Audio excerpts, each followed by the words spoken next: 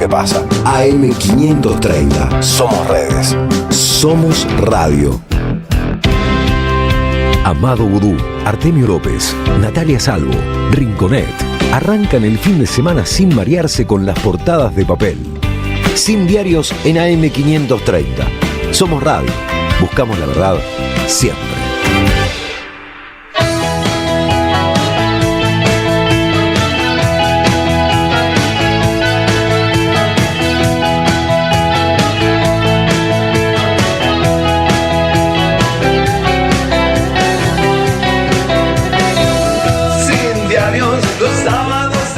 Muy buenos días, estamos en otro sábado acá en Sin Diarios, en la querida radio de las madres, en la 530. Hay mucho para hablar. Hoy vamos a tener un programa denso, que vamos a arrancar con el mejor vicepresidente varón de nuestra historia, Amado Vudú. En un ratito vamos a estar también con Artemio, Nuria Mendizábal. Digamos, hay mucho para conversar fuera justamente de los diarios, al menos de esos diarios que te construyen una realidad paralela y no te permiten ver justamente la realidad que nos interesa. Amado, estás conectado, pero ahí está el mejor vicepresidente varón de nuestra historia con un corte de pelo excepcional. ¿Cómo estás, Rinco? ¿Se Muy escucha bien? Se escucha perfectamente bien. ¿Cómo estás vos? Bien, voy a coincidir con vos lo bueno de estar en la radio de las madres. Sí. Lo bueno de otro sábado estar juntas y juntos. Y te diría que para mí el tema de hoy es el anuncio del gobierno de la reprivatización de AISA. Porque, claro, hay un montón de temas. Está el cierre de las listas, está la cuestión del dólar, pero desde que empezara el gobierno de Milei, nosotros venimos diciendo que hay como dos cepos, como dos látigos, como dos brazos ejecutores. Uno del programa Milei. Uno es el Toto Caputo y las cuestiones de corto plazo, las cuestiones financieras, todo lo que tiene que ver con la pérdida del salario real, tiene que ver con bueno, lo difícil que se hace el día a día, que también entraña una cuestión estructural y de largo plazo, que es el endeudamiento masivo, ¿no? Casi ya ni se habla, pero este gobierno está llevando adelante políticas de endeudamiento todos los días. Uh-huh. Y la grandota que se vio es la del Fondo Monetario, pero también está todas las semanas endeudamientos de diverso tipo, algunos en pesos pero con vínculo con el dólar, otros con tasa de interés muy alta para que puedan hacer los grandes capitales la bicicleta financiera, asociado al endeudamiento de las familias. Estamos viendo que cada vez se está deteriorando más la cadena de pagos en la Argentina. Las familias y las personas están endeudándose para comprar comida, o sea, no para comprar una casa o un auto, cosas que se han vuelto inalcanzables en la Argentina de Milei para las grandes mayorías, te diría que para el 90% de la población, y al mismo tiempo esas mismas personas se tienen que endeudar para comer todos los días, a tasas que hacen imposible devolver esa plata, y aparte es una estrategia que dura solo un mes, porque quienes se endeudan para comprar comida este mes, el mes que viene tienen que usar ese dinero para pagar la deuda, y entonces les falta todavía más dinero para pagar comidas, sin hablar de el pago de las tarifas, luz, gas, telefonía celular, cable y los alquileres. Pero al mismo tiempo, y por otro carril, está nuevamente Sturzenegger, que ya estuvo con Caballo con el gobierno de la Alianza, llevando adelante famosas reformas estructurales que quieren decir ni más ni menos que te vamos a cagar la vida. Y ahí aparece el Estado que se achica, el Estado que se convierte en desertor de las obligaciones constitucionales. Olvidemos el estado del bienestar o el piso de protección social mínima. Aquellas cuestiones que en la Constitución están marcadas con claridad, el Estado decide no hacerlas.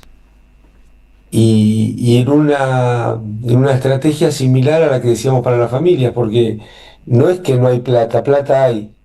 Lo que pasa es que la plata se destina a pagar intereses y a pagar deuda, también a pagar propaganda pública del gobierno, también a robustecer en contra del pueblo a las fuerzas, entre comillas, de seguridad, también a comprar aviones norteamericanos sin radares para ver qué pasa en Malvinas,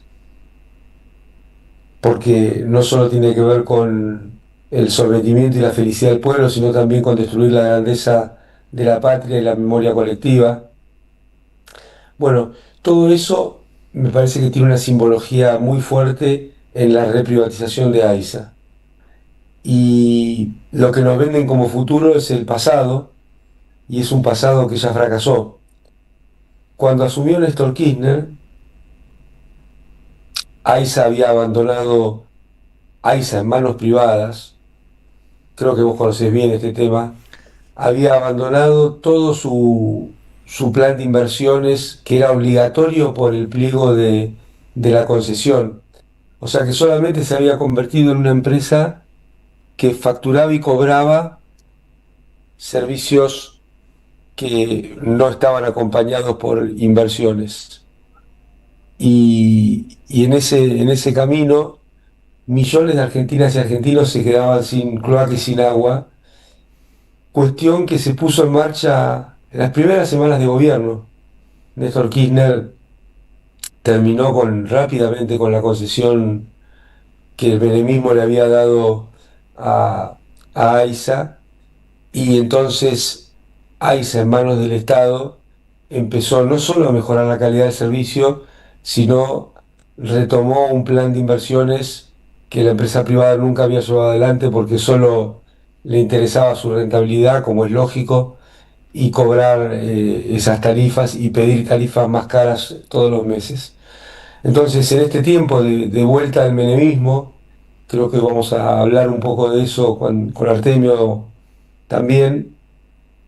En estos tiempos de vuelta al menemismo, todo lo que parece o se dice nuevo es viejo. Y esta reprivatización de AISA vuelve a traer una de las peores cuestiones del menemismo, que es dejar sin cloaca y agua a millones de argentinas y argentinos. Claro, no fue la única privatización que destruía la vida. También podemos recordar que no solo las argentinas y argentinos no tenían agua y cloacas, sino que tampoco tenían jubilaciones.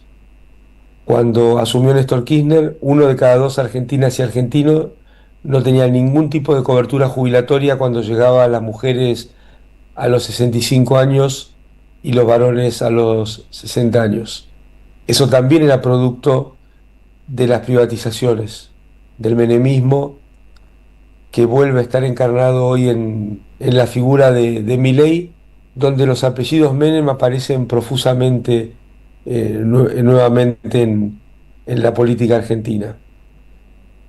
Esto es lo que estamos viendo, este museo de novedades que viene acompañado no solo de desempleo, sino de que los pocos empleos que se crean y que el gobierno se ufana de ellos son empleos sin derechos, son empleos informales, son empleos sin aguinaldo, sin vacaciones, son empleos que tampoco tienen cobertura jubilatoria para su futuro, ni tienen cobertura de salud para su presente.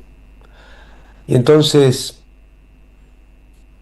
las reprivatizaciones, vuelven los importados, como con Martínez de Oz, como con Menem y Cavallo, que es otro mecanismo para la destrucción de los puestos de trabajo y los ingresos y los derechos en la República Argentina. Hay sectores muy pequeños de la población que se pueden beneficiar comprando productos importados supuestamente más baratos que los productos argentinos. Y digo supuestamente porque la contabilidad no contabiliza todos los costos que esto tiene para nuestro país. La destrucción de la industria nacional lleva en definitiva a la destrucción de la vida de las personas. Y fíjense, se dicen que el kirchnerismo estaba en contra de los empresarios. Sin embargo, quien está en contra de los empresarios nacionales es este modelo, este tipo de gobiernos, como pasó en tiempos de Carlos Saúl Menem, donde se llegó al 25% de desempleo y a la caída de la producción industrial argentina, lo cual también llevó a la destrucción del comercio en el mediano plazo. Entonces, estamos viendo todas estas cosas funcionar a pleno. En el medio, la elección de medio término, en la cual hoy se van a terminar de conformar las listas para, para la fuerza del campo nacional y popular, que veremos qué destino tiene en estas elecciones. Estamos convencidos que si no se habla de estos temas con claridad, con convicción y con fuerza, va a ser muy difícil que haya una elección positiva para nuestro país y para nuestro pueblo, porque no es haciendo concesiones discursivas a los sectores dominantes como se va a recuperar el pleno voto de muchísimas personas que decidieron dejar de ir a votar porque el gobierno anterior no le dio respuesta y no esperan nada de este gobierno. Hay que hablarle a los propios, hay que comprometerse con los propios, hay que tener candidatas y candidatos que expresen con claridad lo que expresa Cristina Fernández de Kirchner, que son los años felices entre el 2003 y el 2015, donde los gobiernos de Néstor y de Cristina se comprometieron con lo popular y con lo nacional, se comprometieron con el piso de protección social mínima y también con el funcionamiento de la industria en nuestro país, y el resultado de todo eso fue ni más ni menos que la mejora en la distribución del ingreso, la posición de Argentina en el mundo con una voz que le permitió vivir a su pueblo tranquilamente en la peor crisis que hubiera desde el año 1930. Estoy hablando de la crisis que se generó entre 2008 y 2011, que en la Argentina prácticamente ni se sintió, no por casualidad, sino por las políticas que llevó adelante Cristina Fernández de Kirchner. Hay que representar y volver a eso. Yo creo que hay que hablar del pasado. Yo creo que sin hablar del pasado no podemos hablar ni del presente ni del futuro, porque si no lo que termina pasando es que te venden lo peor del pasado como si fuera un futuro agradable. Y en eso lo de AISA marca con toda claridad hacia dónde vamos. Marca el desastre que está sucediendo en la República Argentina en términos de la vida de cada una de nuestras familias. Y necesitamos convocar con mucha fuerza a votar, porque en la Argentina hay lamentablemente, producto de los gobiernos no comprometidos, una suerte de no participación ya estructural que se vio en la ciudad de Buenos Aires, en la provincia de Chaco, en la provincia de Santa Fe, y no es una no participación que se dé eh, en términos iguales para todos los sectores de la población, sino que está sesgada en contra de aquellas y aquellos que menos tienen, que son los que menos han ido a votar, y no es un fenómeno nuevo. Se vio por primera vez con mucha fuerza en la elección de medio término del gobierno de Alberto Fernández, donde los sectores populares decidieron no acompañar, no votando en contra, sino directamente no yendo a votar. Y ese fenómeno se fue lamentablemente profundizando en estos días. Y para lograr cambiar toda la situación estructural y coyuntural que tanto daño está haciendo, es necesario hacer una gran elección de medio término, para que no vuelva el pasado disfrazado de futuro, para que no vuelva el menemismo estructural. Necesitamos hacer una gran elección de medio término. Por eso yo, como siempre, creo que es muy importante señalar la gravedad y ser muy severo en esta caracterización, para poder tener realmente expectativas y esperanzas en el futuro. No es no diciendo las cosas ni agradando a los sectores dominantes cómo se puede modificar la realidad, sino haciéndose cargo de todo lo malo que sucedió en el gobierno anterior, y cómo esta continuidad, este segundo tiempo del gobierno de Macri en la figura de el presidente Milei, nos está trayendo lo peor de los 90, pero en un contexto global mucho más difícil. Y acá retomar también la visión del Papa Francisco, que tanto hablaba del problema de los migrantes. Bueno, el problema de los migrantes no es solo un problema entre países, sino que es un problema dentro de los países. Y en Argentina hace mucho tiempo que no solo tenemos la migración de hermanas y hermanos que vienen de países latinoamericanos, sino también migración muy fuerte de personas que buscan resolver su cuestión material mudándose de su tierra. No va a ser eso detenido con modelos de altísima concentración del ingreso y que destruyen las industrias en nuestras provincias, como estamos viendo en estos tiempos. Y si queremos realmente que la pelea sea de igual a igual por la distribución del ingreso, necesitamos una industria nacional potente, necesitamos un sistema jubilatorio potente, necesitamos un Estado que haga rutas, puentes, puertos, que cuide cada una de la inversión que hay en el capital material común que tenemos, que la inversión pública que está habiendo en este momento no alcanza ni siquiera para reponer lo que se llama amortización, lo que se arruina cada año por su uso: las escuelas, los caminos, las carreteras, bueno, todo aquello que necesita una sociedad para reproducir como mínimo lo que había producido, los elementos para producir lo que se había podido fabricar el año anterior. Así que a, a tener muy buenas listas, que esas listas se animen las personas que las integran a decir lo que hace falta, y entonces el pueblo vaya a votar, y solamente en este caso vamos a lograr aquello que nos cantaba León Gieco, el querido León Gieco: vamos a lograr que sea de igual a igual.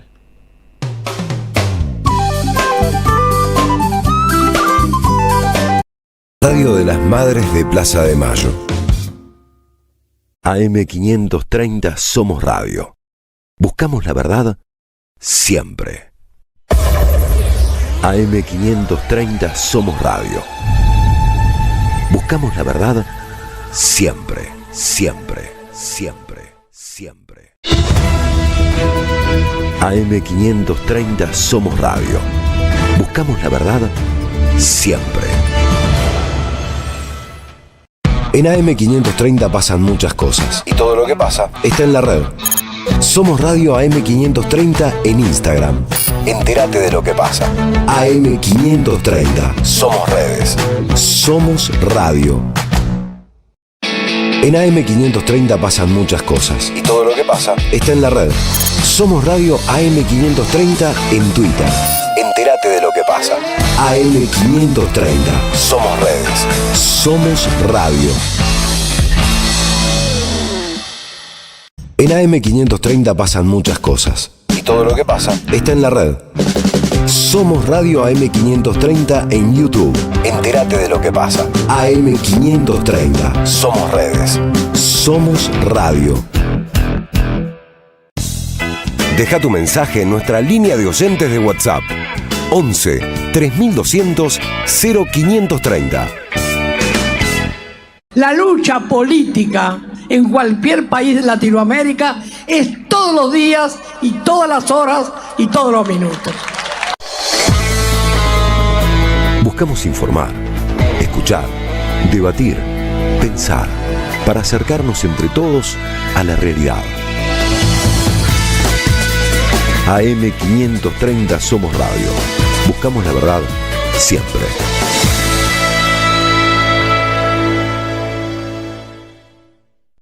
¿Sabés qué le falta a tu carpeta de favoritos?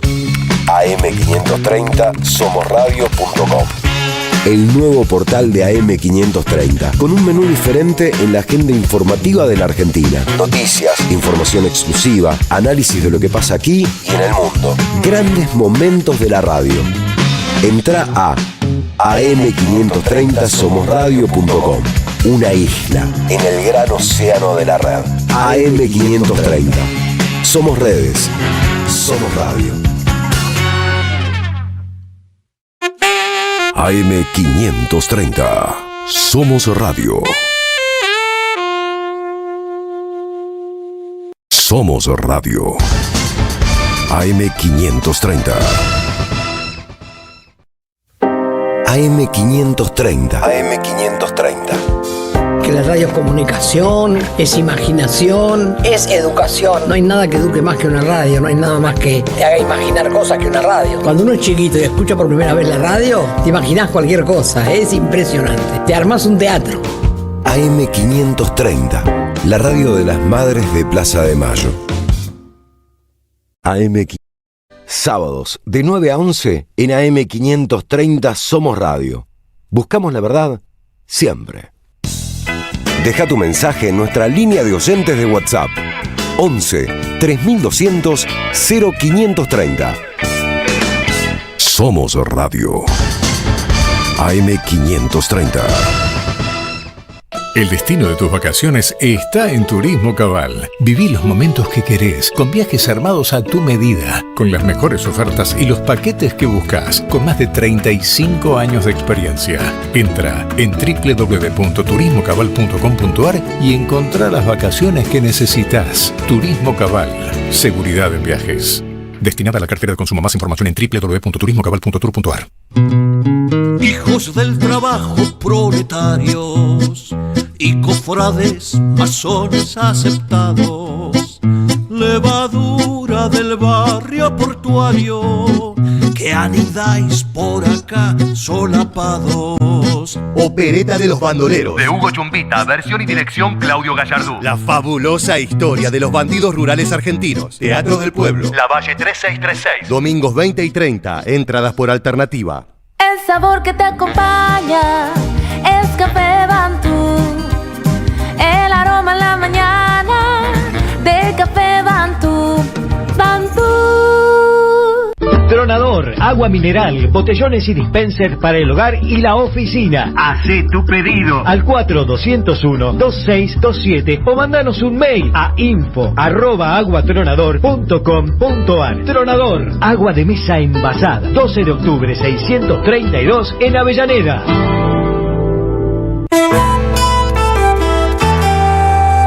La patria no se vende. Con Carlos Polimeni en el Día del Amigo. Amigo mío. Un espectáculo de radio, historia, política, poesía y música en vivo. Domingo 20 de julio a las 19, en Bargoglio, Bacacay 2414 en el barrio de Flores. Necesito hoy tu resurrección. Entradas en alternativateatral.com. Los esperamos. Produce Don Narciso. Auspicia AM 530.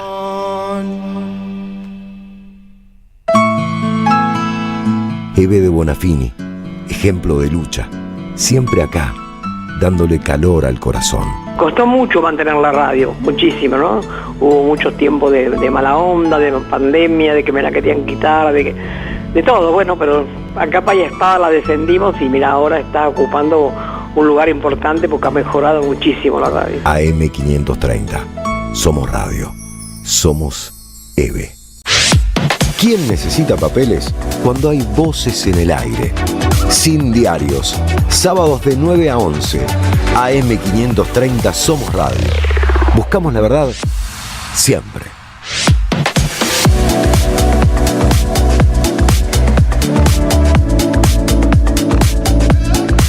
9:30 de la mañana, seguimos en Sin Diarios, acá en la querida radio de las madres, la 530. Nos pueden dejar mensajes al 11 3200 0530, 11 3200 0530. Seguimos, estamos con el mejor vicepresidente varón de nuestra historia, Amado Vudú, y con Nuria Mendizábal, que acaba de llegar. ¿Cómo le va, Nuria? Buenas, qué lindo que está el estudio. Estoy viendo los micrófonos, se ven avances. Se ven avances. Gracias a la comunidad. Absolutamente, gracias a la comunidad, y es un buen momento para incitar justamente a nuestros oyentes a participar, a ayudarnos, a suscribirse, para que la radio pueda seguir ampliándose. Somos una isla en medio de un océano oficialista. Somos un archipiélago, digamos, hay varias otras islas, pero necesitamos de su ayuda para poder consolidarnos, para poder ampliarnos, así que si todo lo que puedan con lo que puedan ayudar viene muy bien. Y hablando del océano del oficialismo, ustedes saben que ayer o antes de ayer, la Cámara confirmó el procesamiento del policía que gaseó a la nena durante el año pasado, en septiembre del año pasado, durante una marcha de los jubilados. Bueno, fue un hito, ¿no? Un momento. Fue un hito. Lo que pasa es que después vienen tantos otros. Absolutamente. Que vos decís, uy, eso quedó tan atrás, pero en realidad me acuerdo, el momento fue al inicio de los momentos más represivos, ¿no? Exactamente. Después vino lo de Pablo Grillo, situaciones, y esa imagen había recorrido todo. Fue muy fuerte. Fue muy fuerte. Es cierto que es como una especie de lluvia de meteoritos donde permanentemente redoblan la apuesta, entonces uno se olvida de estas cosas. Estaba la nena con su mamá, una nena de 10 años, pacíficamente manifestando, sentadas en la calzada. Bueno, un cana le tiró gas a la nena, a la mamá.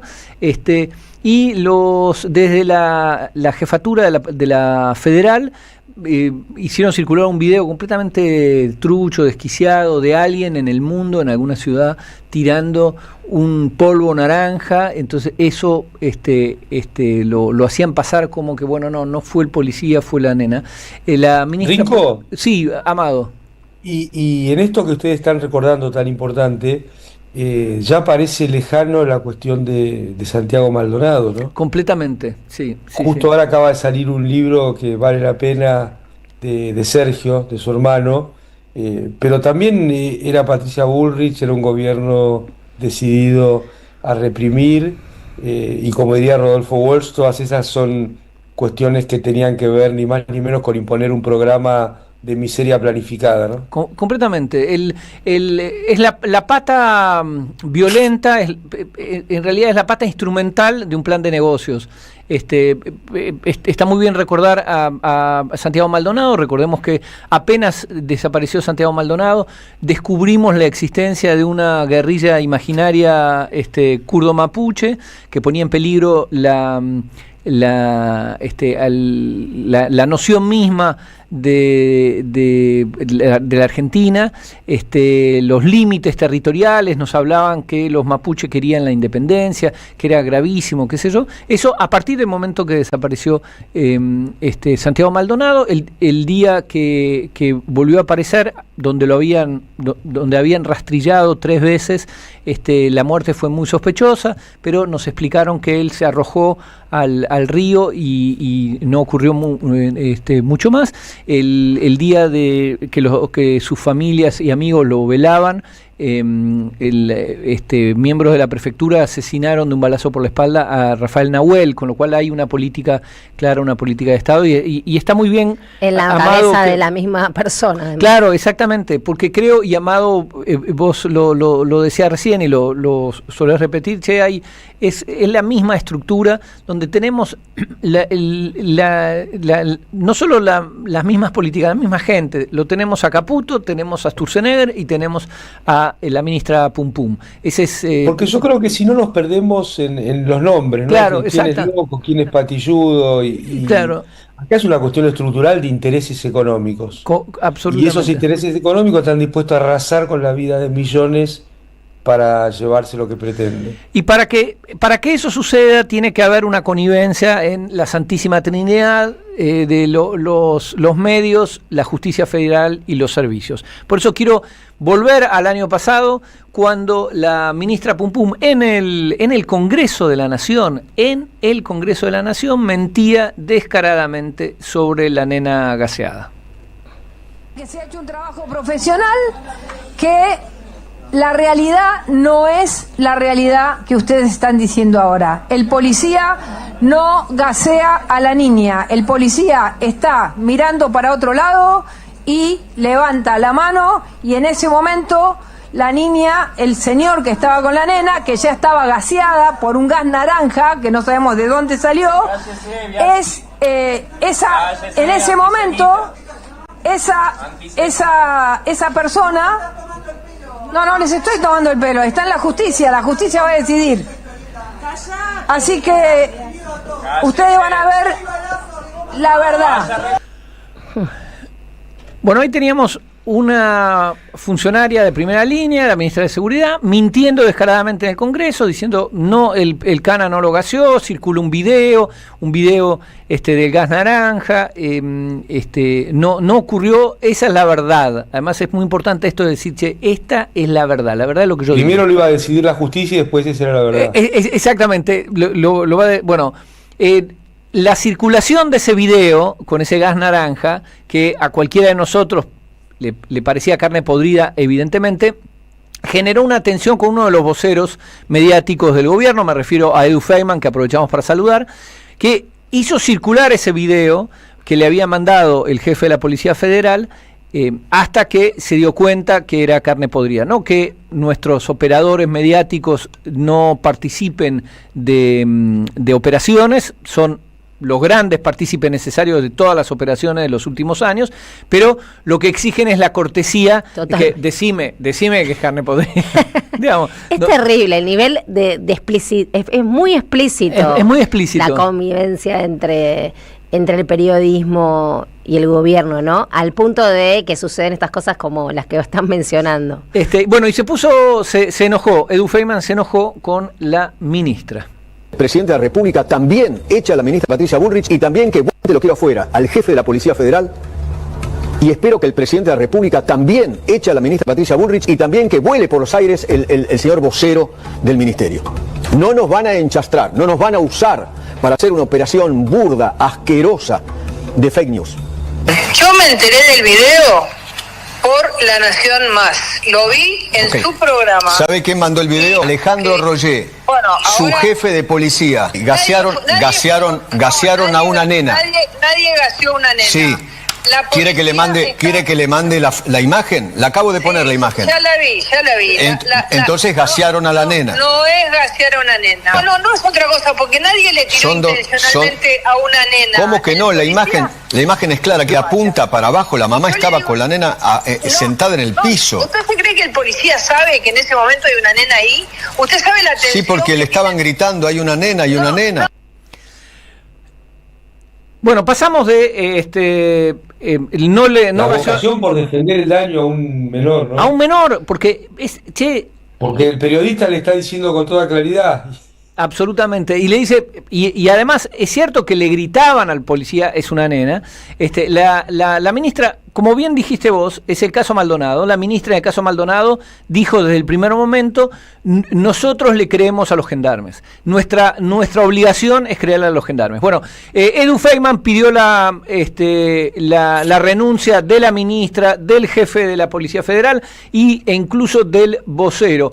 Un momento de valentía, breve, pero valentía al fin, porque al día siguiente ocurrió este diálogo con la ministra. Patricia, le agradezco mucho haberme entendido. Le pido mil disculpas si en algún momento dije algo que la pudo haber afectado, etcétera, etcétera, ¿no? Ayer en el fragor, ¿no? Pedí su renuncia, etcétera, etcétera, ¿no? Hay que señalar es tremendo.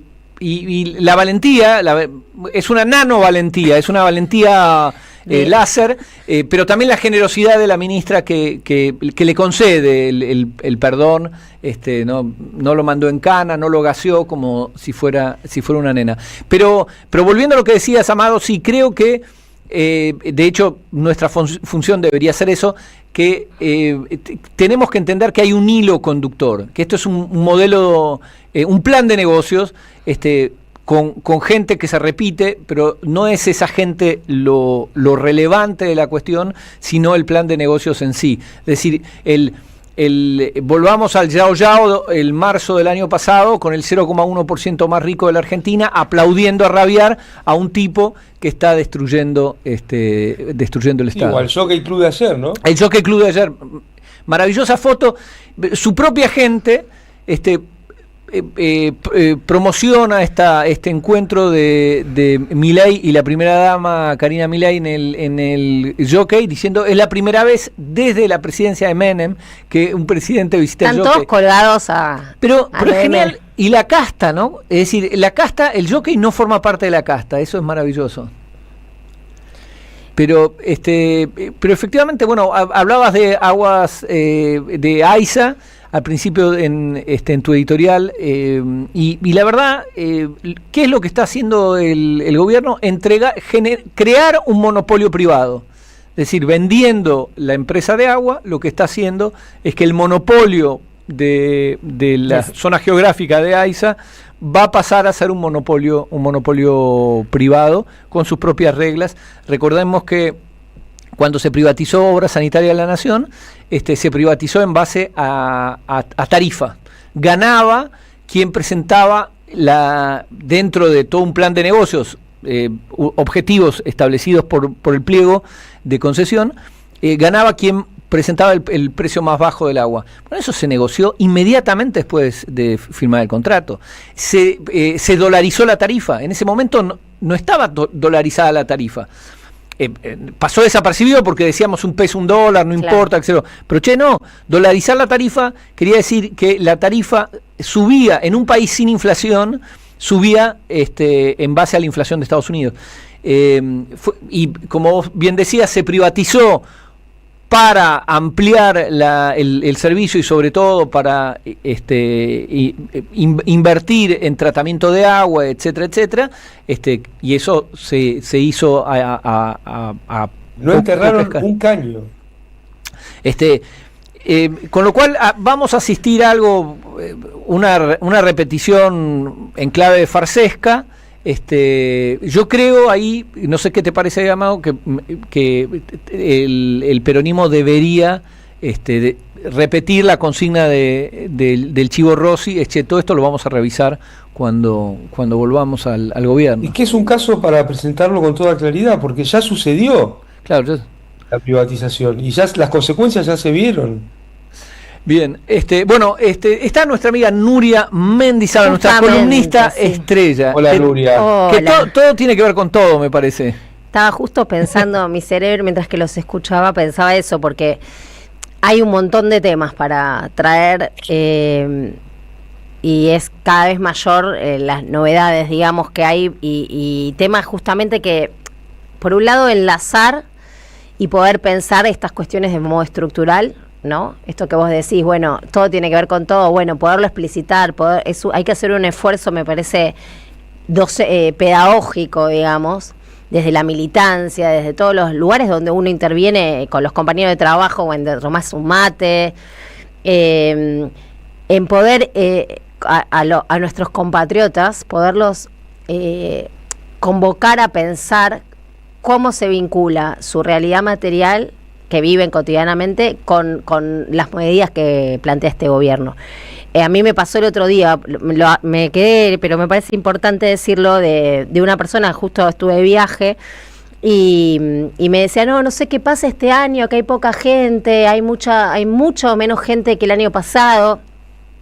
No tengo idea, era como un pensamiento mágico la pregunta, claro. Era bueno, no sé qué, casi te diría, me podría haber dicho, los astros, ¿qué estará pasando? Algo meteorológico. Estábamos cerca de la frontera con Brasil, recomiendo mucho las cataratas del Iguazú de paso, estoy muy fanatizada, todos los que la conocen saben por qué, y a los que no vayan. Y en ese momento fue bueno, pero no hay trabajo, la gente, los salarios están muy bajos. Toda la afluencia de turismo desde Brasil a Argentina está yendo al revés, porque Brasil es mucho... Y esta mujer no podía hilar, digamos, era como si hubiera una burbuja, ¿viste? Incluso cuando nosotros planteábamos estas cuestiones, en una charla muy amena, digamos, se quedaba mirando como con duda, y yo me quedé pensando que el esfuerzo que tenemos que hacer, más allá de nosotros quizás, y nuestra oyentada, ¿no? que escucha esta radio y todo, seguramente estas cosas las tiene claras, pero tenemos que hacer un esfuerzo diario en el colectivo, ¿no? En esta conversación, de poder hacer que el otro se pregunte, pero desde una pregunta que abra la posibilidad de pensar cómo esto que pasa los miércoles con los jubilados, esto que pasa en la columna de hoy que yo traigo es respecto de YPF. Entonces vos decís, bueno, es un juicio en Estados Unidos, ¿qué tiene que ver? Tiene todo que ver con todo, y nosotros tenemos que hacer un esfuerzo de poderlo explicar, ¿no? Y creo que esto del triángulo que hablábamos, ¿no? De la represión que va de la mano de la denigración de las calidades de vida de la población y de la concentración de la riqueza en pocas manos, es un triángulo que se repite en la historia y que trae efectos, y que con el tiempo los efectos terminan siendo siempre los mismos, ¿no? En este caso, por ejemplo, YPF. El caso de YPF es un caso del juicio, ¿no? Como saben, se mencionó bastante el tema de que hace una semana más o menos, o 10 días, la jueza Lorena Preska, es una jueza de Nueva York, falló. O sea, ya viene fallando en contra de Argentina en el juicio por el tema de la reestatización o la recuperación de la mayoría accionaria de YPF, y falló diciendo que Argentina tenía que dar el 51% de las acciones a los fondos que están siendo litigando contra Argentina, en garantía, ¿no?, de que van a pagar el fallo. Hubo una novedad. Bueno, ¿por qué más acordar esto? ¿Qué tiene que ver? Bueno, tiene que ver porque en realidad la gran pregunta es por qué una cuestión que sucede en la Argentina se termina definiendo a través de una jueza de Estados Unidos, donde también hay intereses creados, ¿no? La justicia, falta Nati, ¿no? Pero la justicia acá está totalmente vinculada a los grupos concentrados, al poder, a los intereses económicos, lo vimos, el Lago Escondido.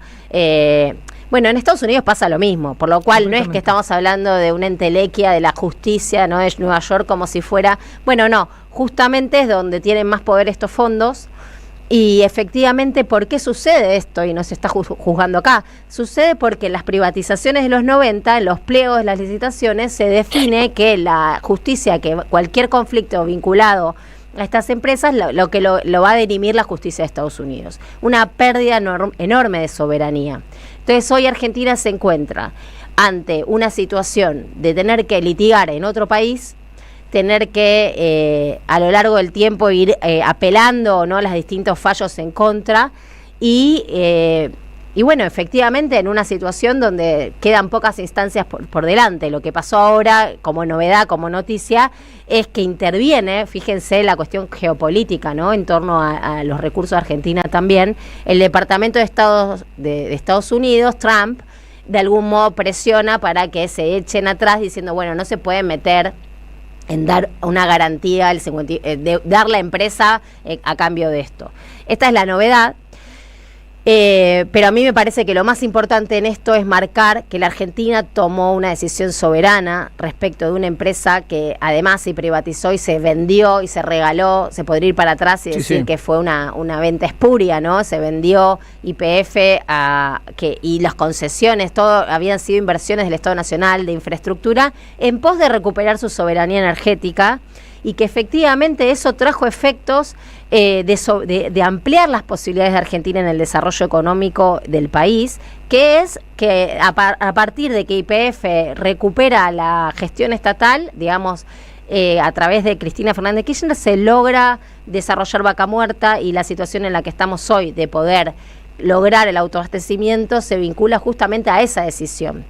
Cuando acá en los medios lo venden como un hecho marxista, ¿no? De Kicillof, y mismo Milei le pega a Kicillof diciendo: ustedes hicieron un desastre, ahora yo tengo que venir y ordenar. Exactamente.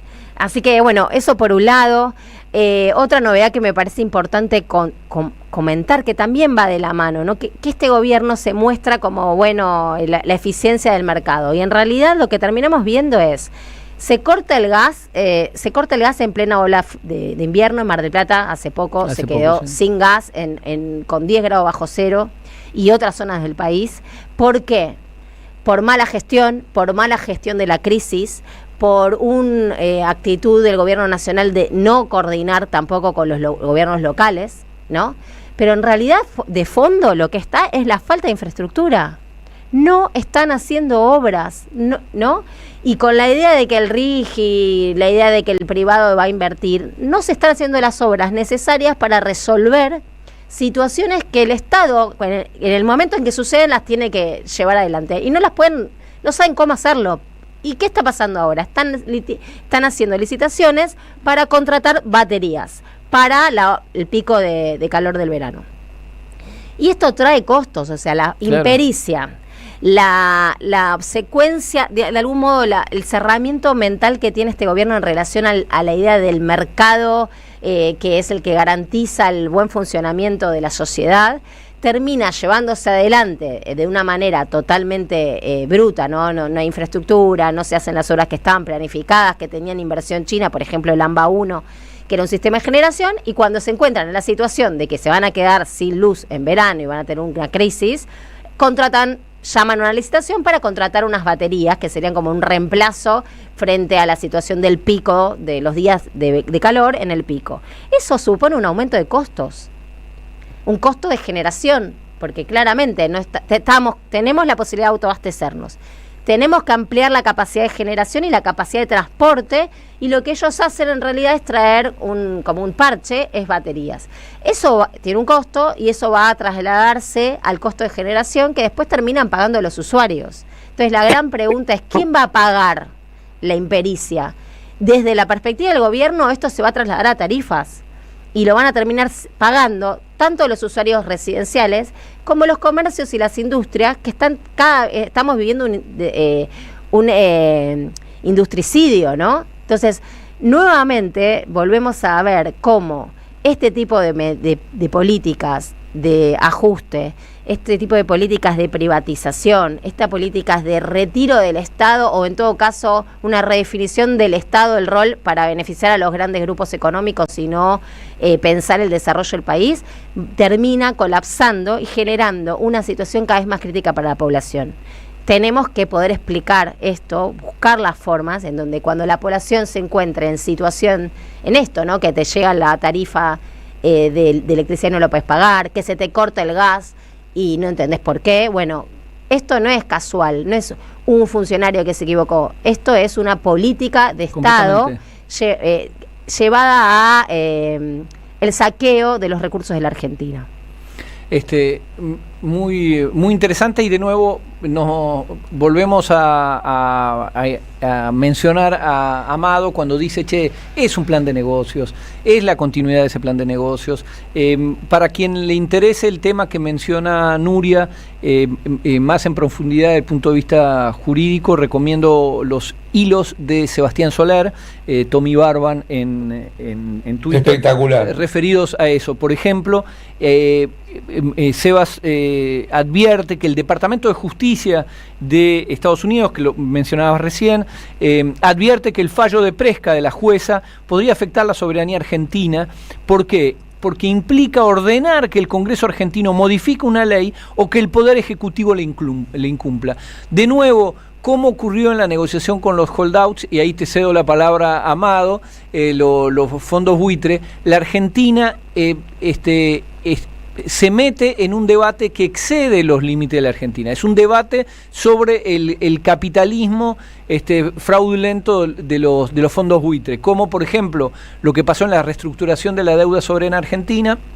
El juez Griesa, el fallo extravagante del juez Griesa no solo penalizó a la Argentina, penaliza cualquier renegociación de deuda soberana futura, porque le da impulso a los accionistas a no acordar reestructuraciones, porque siempre vas a tener un juez amable que esos bonos renegociados tengan el valor original. Bueno, Amado, vos estabas desde adentro en esa negociación, la viste cuando, por ejemplo, Cristina logró en la ONU incluso que se debata políticamente este truco de los fondos buitre, que siempre consiguen un juez amable. Como dice Nuria, no es que los jueces amables están únicamente en la Argentina. Lagos escondidos hay por todos lados, ¿no, Amado?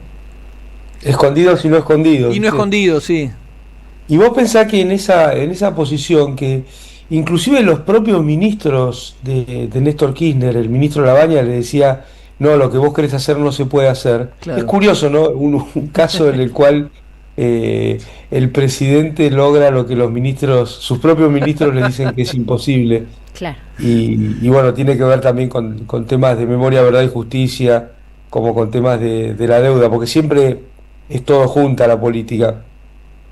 Más del 93% de los acreedores de Argentina, es decir, los mismos tipos que obviamente tienen intención de lucro y que son fondos financieros y que no piensan en lo nacional ni en lo popular, acordaron con la Argentina una reducción de la deuda del 66%, y solo un pequeñísimo grupo fue y obtuvo en un tribunal de los Estados Unidos una sentencia favorable que no solo perjudicaba a la Argentina, sino que perjudicaba a sus pares acreedores del país, ¿no? Entonces me parece muy importante de esto que vos estás trayendo, Rinco, recordar que lo que dicen que no se puede, generalmente se puede.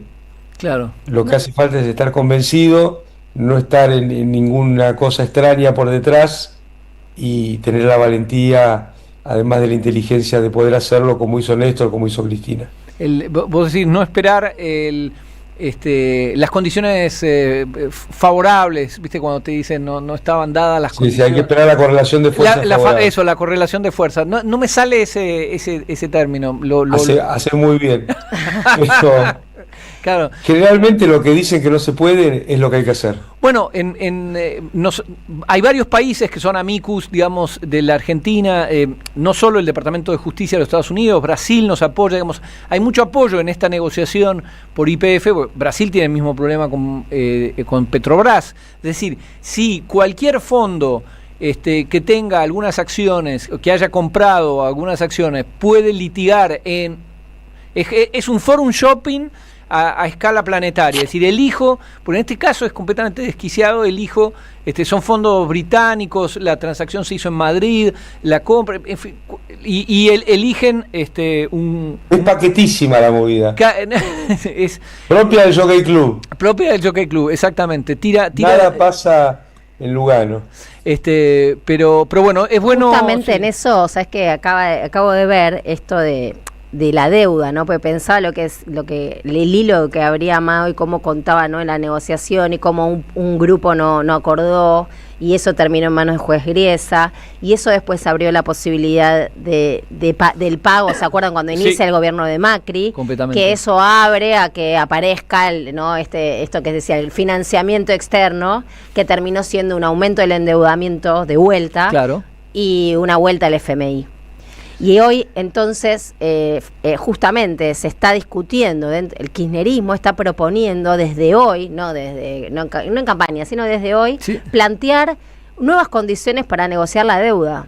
Y decir, no vamos a pagar este desquicio que están haciendo, incluso el FMI violó sus propios estatutos. Completamente, sí. Por lo cual hay que volver a abrir esa discusión.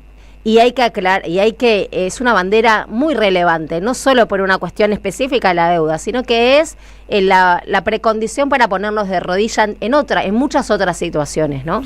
Hemos hablado acá con Valentina Castro sobre ese tema sumamente interesante, que es, en 2018 Mauricio Macri hizo un trulalá con la deuda privada, la transformó en deuda con el fondo, que es deuda mucho más difícil de negociar que la deuda con privados, es deuda no defaulteable, etcétera, etcétera. ¿Qué hace este gobierno? Sigue el mismo camino, se vuelve a endeudar con el fondo, pero ya el fondo ni siquiera trata de explicar, mirá, bueno, fue un error, qué sé yo. El fondo llama a votar a Milei, Georgieva, esa que nos iba a entender porque había conocido la pobreza de chica, se puso la motosierra, digamos, entonces están dadas las condiciones para que el próximo gobierno diga que no reconozca eso. Pero bueno, estamos llegando a las 10, llega el gran momento, un gran momento para escuchar un tema, y a mí me pareció, Amado, hago una propuesta de consenso, una propuesta de unidad, a ver. Que es Estelares, por supuesto. Genial.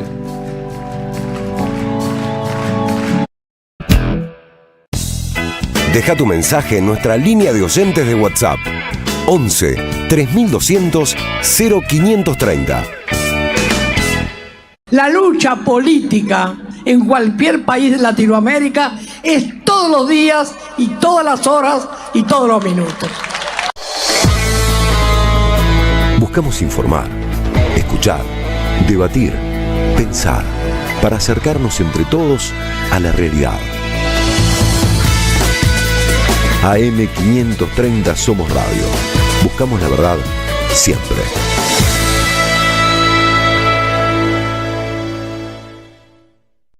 ¿Sabés qué le falta a tu carpeta de favoritos? AM530 somosradio.com.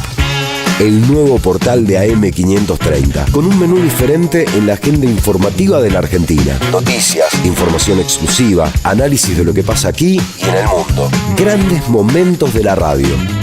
Entrá a am530 somosradio.com. Una isla en el gran océano de la red. AM530. Somos redes. Somos radio. AM530. Somos radio. Somos radio. AM530. AM530. AM530. Que la radio es comunicación, es imaginación, es educación. No hay nada que eduque más que una radio, no hay nada más que te haga imaginar cosas que una radio. Cuando uno es chiquito y escucha por primera vez la radio, te imaginas cualquier cosa, es impresionante. Te armás un teatro. AM530, la radio de las madres de Plaza de Mayo. AM530 Somos Radio. Buscamos la verdad siempre. AM530 Somos Radio.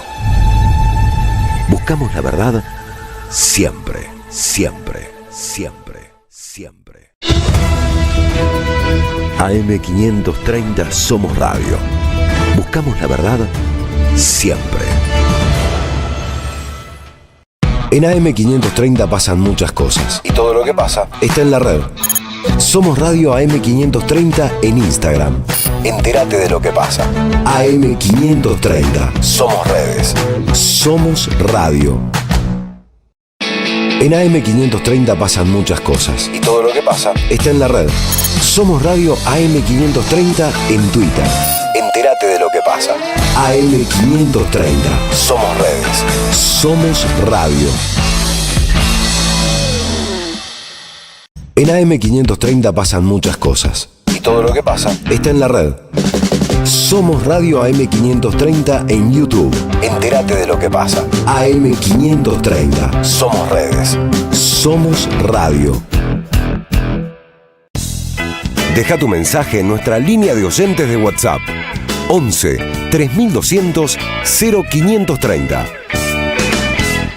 La lucha política en cualquier país de Latinoamérica es todos los días y todas las horas y todos los minutos.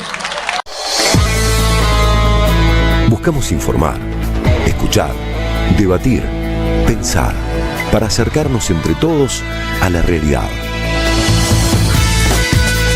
AM530 Somos Radio. Buscamos la verdad siempre.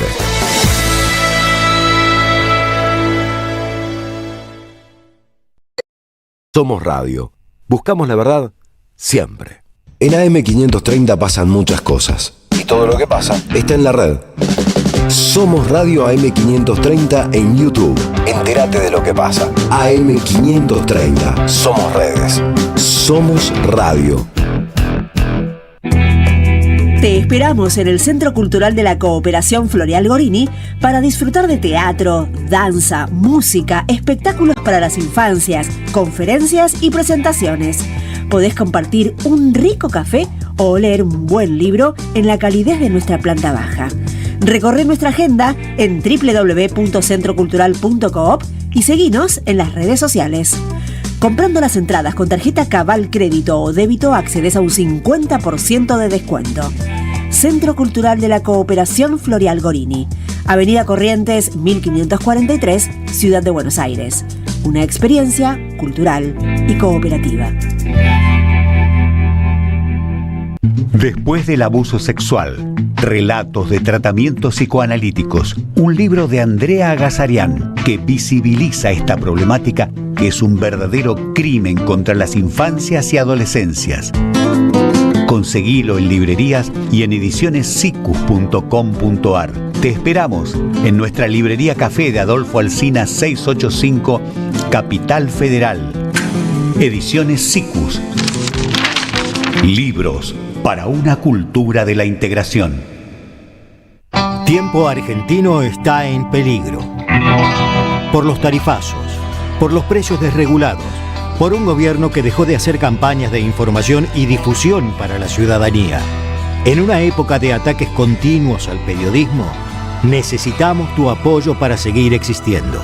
Asociate, tiempoar.com.ar y construí el medio que te defiende. Cuenta DNI, la criatura más buena del mundo.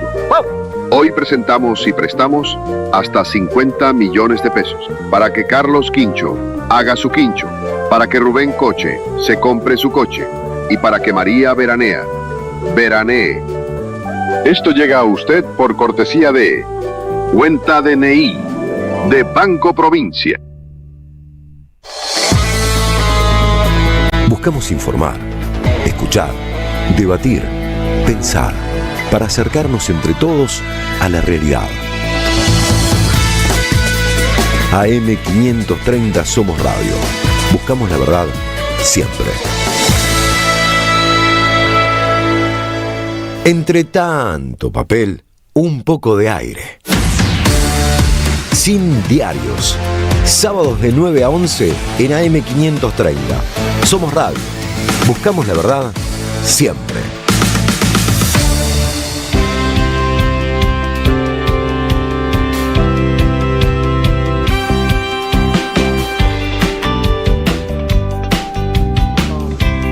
...10:07, seguimos en Sin Diarios, en la querida radio de las madres, la 530. Bueno, lo que tengo acá en mis manos es Contraeditorial. Acaba de salir el nuevo número de Contraeditorial y es excelente. Tenemos editorial de Roberto Caballero y el amigo Cirelli. Notas de queridas amigas que nos vienen a esclarecer. Valeria Di Croce, Valentina Castro. Bueno, hay un montón de Alejandro Kaufman.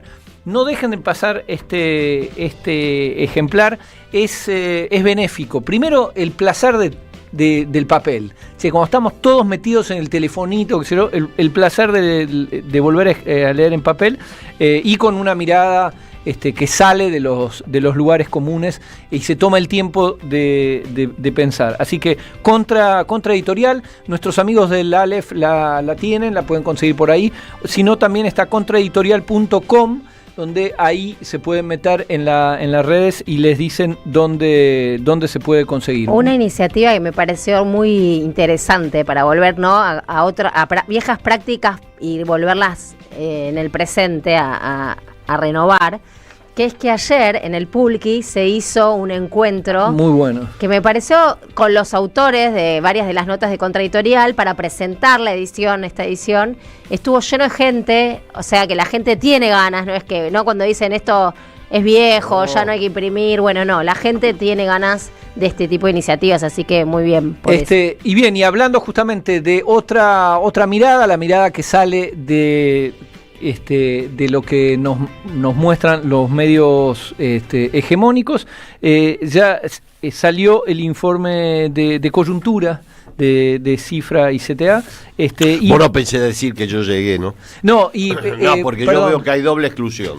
Acá no se anuncia que he llegado y al mismo tiempo la nota que hizo Franchina con este servidor tampoco lo anunciaste. ¿Debo considerar que es una casualidad? Es yo una casualidad.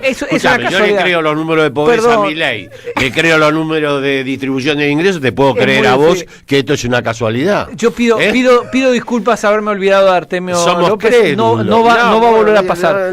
Pero ya estamos conectados con Pablo Manzanelli, doctor en Ciencias Sociales, magíster en Economía Política de Flaxo, investigador del CONICET, investigador y coordinador del Centro de Investigación y Formación de la República Argentina, de Cifra, justamente para hablar de este informe de coyuntura. Pablo, gracias por comunicarte con nosotros. Estamos con Nuria Mendizábal y sí, también con Artemio López. Bueno. Buen día, saludo para todos. ¿Cómo estás? Pablo, ¿cómo andás? Estamos acá viendo el informe que salió ayer, ¿no? Recién salió del horno. Y bueno, te queríamos preguntar, ustedes arrancan, es un informe que recomiendo, lo pueden encontrar en la página de centrocifra.org.ar. Uno de los primeros apartados, el título es El fondo y la burbuja que no se consolida. Justamente veníamos hablando de la deuda con el fondo, de qué hacer y demás. ¿Qué conclusiones saca este informe en torno al tema del endeudamiento? Bueno, si alguien creía que le podía ir bien a Milei, o sea, que estaba haciendo un ordenamiento de precios sostenible en el tiempo, bueno, la verdad es que no es así, ya es evidente. Lo dice JP Morgan y ocurre en los hechos, digamos. El Fondo Monetario vino a tapar o a ponerle un freno a una corrida cambiaria que se había desatado a principios de año cuando cayeron 5.000 millones de dólares de las reservas en los primeros 4 meses del año y la verdad que lo que hizo fue atarlo con alambre y no construir las condiciones a pesar de los intentos del gobierno que han sido múltiples. Recuerden lo del colchón, el alquiler de reservas, los intentos de que venga inversores especulativos de afuera eliminando las exigencias de permanencia para las inversiones especulativas y en realidad no vienen, ¿no? Esta es la realidad. Lo único que viene es el Fondo Monetario, lo único que aparece de ingreso de dólares es algo de la deuda que emiten las empresas privadas, y por eso no se consolida una nueva burbuja financiera, que es lo que buscaría este gobierno. No le daría soluciones a la economía real ni a la vida de las personas, pero sí podría haber hecho sostenible el programa del gobierno. Ahora, el gobierno fracasó, ¿no? Esto es lo que lo que demuestra la suba del tipo de cambio en este momento, que se pincha la burbuja, que se vuelven a cerrar las posiciones del carripé, que es lo que estamos viviendo, y eso impacta en una aceleración de la fuga de capitales que tiene muchos circuitos, ¿no? Por un lado abrieron las canillas de la compra de dólares de las personas, y eso hizo que en un mes y medio, que es el registro que se tiene desde que se abrió a mediados de abril, se hayan fugado más de 5.000 millones de dólares, que es el 44% de lo que ingresó el Fondo Monetario hasta este momento. Es decir, la guita que puso el fondo se la llevaron rápidamente con la fuga de las personas, pero esto es mucho más grave en realidad, porque hay otro circuito, que es el circuito de JP Morgan y de otros tantos fondos especulativos, que es a través del contado con liquidación, ¿no? Un dólar financiero paralelo, que es el que utilizan porque ellos tienen cerrado todavía el mercado de cambios para poder hacer la salida de dólares. Por lo tanto, estamos ante una situación de una gravedad muy profunda, que es la misma que estamos viviendo, y que muestra que este gobierno intentó generar algo parecido a lo de la dictadura, a lo de los 90, a lo del gobierno de Macri, de impulsar la valorización financiera, pero la verdad que es una valorización financiera trunca, de corto plazo, que no tiene financiamiento externo para ser sostenible en el tiempo, porque todo el proceso de valorización financiera requiere que, además de poder hacer un rendimiento en monedas locales, es decir, que haya una tasa de interés local que dé un rendimiento positivo, requiere también que el dólar esté estable, ¿no? Y que haya dólares que permitan cierta estabilidad del dólar en un determinado plazo de tiempo. Eso se logra principalmente con el endeudamiento público, y este gobierno en realidad tuvo un desendeudamiento forzoso hasta que llegó el FMI. Redujo la deuda en moneda extranjera en alrededor de 2.000 millones de dólares, hasta que el Fondo Monetario puso 12.000 millones de dólares encima de la mesa, y cambió un poco esa tendencia. Pero esa tendencia, insisto, en el corto plazo sirve para cubrir la situación que estamos viviendo, y en este mes y medio de que entró, recordemos que a mediados de abril entra el ingreso del Fondo Monetario, hasta este momento, hasta fines de junio, dio un cierto respiro, y bueno, como lo anunció el JP Morgan y otros bancos, eso se acabó, y a partir de julio empezó de vuelta las turbulencias cambiarias. Pablo, el informe también muestra cómo esto también se refleja en la actividad, en el consumo, cómo aumentan las importaciones por encima, variables más del funcionamiento estructural de la economía. ¿Qué podés decir en relación a eso, ¿no? A la industria. Ustedes también sacaron un informe hace poco del modo, la foto que tiene hoy la desindustrialización.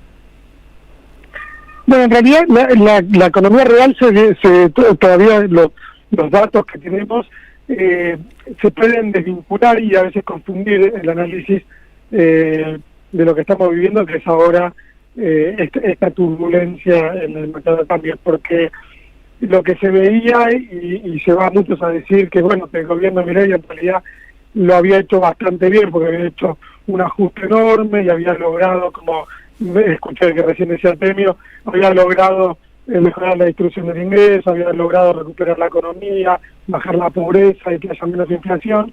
En realidad, bueno, eso es efectivamente una ficción, ¿no? Es una ficción lograda a partir de inyecciones extraordinarias de dólares que permiten veranitos en los que se consolidan situaciones de ese tipo, ¿no?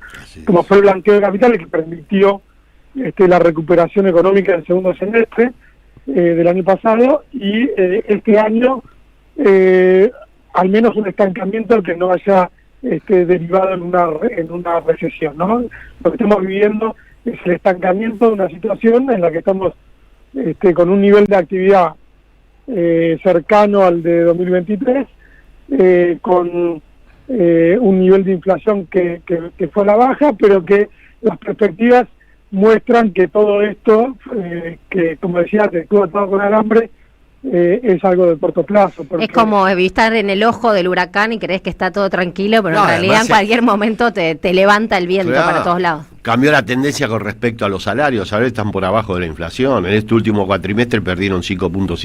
No, esto se ha dado una vuelta de cambio. En realidad nunca funcionó, pero ahora es evidente que esto no está funcionando para nada, ni en términos... Claro, antes decíamos que esto no iba a funcionar, ¿no? Claro.